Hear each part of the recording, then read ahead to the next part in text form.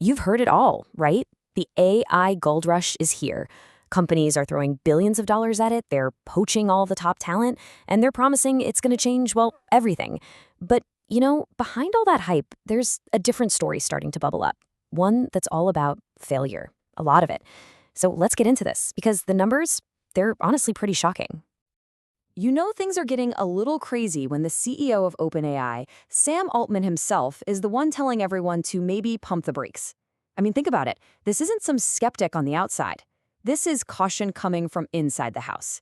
It kind of sets the stage for taking a much, much harder look at where all this money is actually going. And this is the number that's at the very heart of this whole conversation. 95%. That is the reported failure rate for all these new AI projects. I mean, just let that sink in for a second. It's so big, it has everybody asking the same thing. How on earth is that even possible? Okay, so where did that crazy 95% figure even come from? Well, it's not just some numbers someone pulled out of thin air.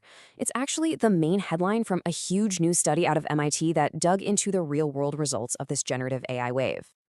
And we are talking about a massive study here. They looked at 300 different projects, interviewed 150 leaders, and the whole thing covered somewhere between $30 and $40 billion in spending. And the goal for all that cash? It wasn't some vague idea. It was crystal clear. Make more money, and make it fast. And here's the kicker, the devastating conclusion. All that money, all that brain power, all aimed at boosting revenue. And what did they get for it? For the vast majority, absolutely nothing. Little to no measurable impact on the bottom line. That huge investment just vanished. Okay, so if the AI models themselves are getting smarter and more powerful literally every single day, what's the deal? Well, the study says that if you're pointing the finger at the technology, you're missing the point completely.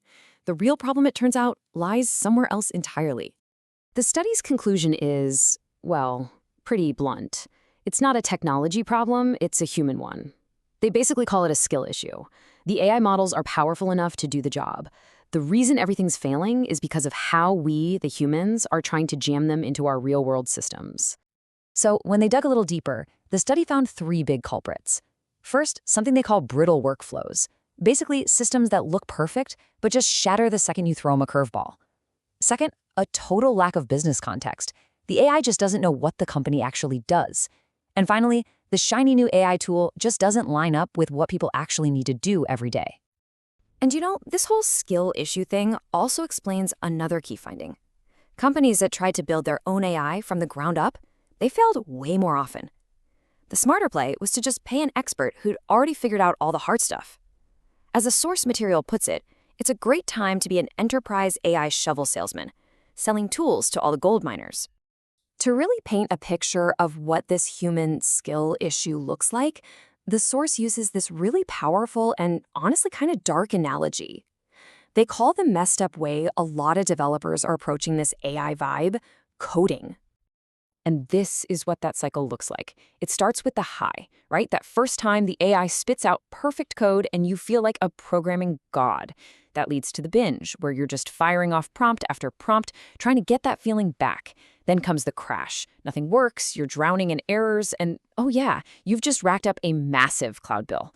And that leads to the chase, where you're just desperate, thinking, I know the next prompt. That'll be the one that fixes everything.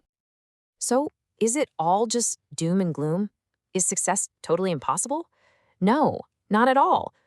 But that 5% of companies that are making it work, they're doing something completely different, radically different. Let's take a look at one company that just went all in. So back in 2023, this company called Ignite did something wild. The CEO didn't just give his developers some new AI tools to play with. Nope. He fired 80% of them and completely rebuilt the company from the ground up with AI as the main developer. So what happened? Well, the results are pretty stark. After cutting their developer headcount by 80%, the company's profit margin shot up to an incredible 75%. It's a really extreme example for sure, but it suggests that maybe just dipping your toes in the water is the path to failure, while a radical AI-first approach might be the only way to win. Which brings us right back to the big takeaway from this entire study. It really isn't the AI's fault. The tech is here, and it's ridiculously powerful. The real bottleneck, the real challenge, it's us. And that leaves us with one final and I think pretty critical question. This isn't just about knowing how to code anymore. It's a new kind of skill, a test of strategy, of context, of really understanding how to work with these new tools. So as you think about your own job or your own company, you got to ask, are you ready for that test?